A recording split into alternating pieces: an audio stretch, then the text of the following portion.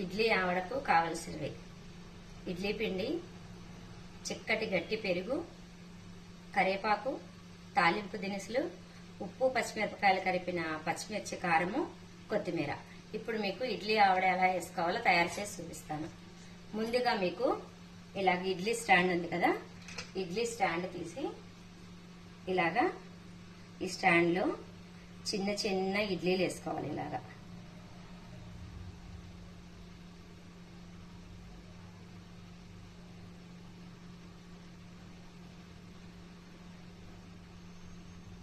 ఇలాగా స్టాండ్ మొత్తం వేసేసుకోవాలి. మీరు స్టాండ్లో అమర్చుకొని ఉంది.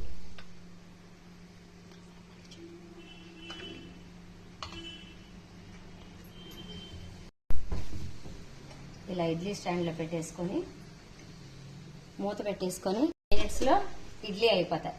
ఇడ్లీ రెడీ అవ్వగానే మీకు ఆవిడ ఎలా చేయాలో చూపిస్తాను. ఇందాక మీకు చెప్పాయి కదా పెరుగు, అదంతా కూడా ఇలా డిష్లో తీసేసుకొని చక్కగా చిలికేసేయండి. అందులో ఇలాగా తాలింపు వేసేయండి. తాలింపు వేసేసాక ఇలాగ తాలింపు అంతా కలిపేసేసి పచ్చిమిర్చి, కారం దీనికి సరిపడా వేసుకోండి.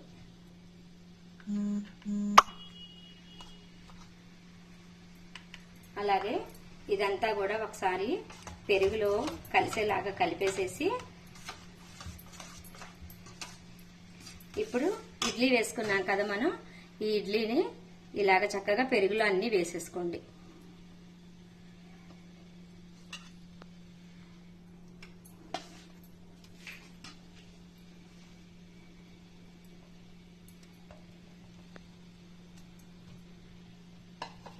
ఇలాగా ఇడ్లీలు చెత్తకుండా నీట్గా ఇలా కలిపేసేసుకొని ఇలాగా మునగా ఉండాలి. చక్కగా అప్పుడు మెత్తగా ఉంటాయి ఇడ్లీ.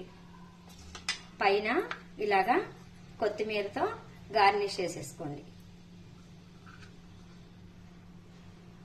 ఇవి వేసుకున్న పెరుగులో నానిన 10 నిమిషాలకే మనం ఇడ్లీ ఆవడ తినేయచ్చు.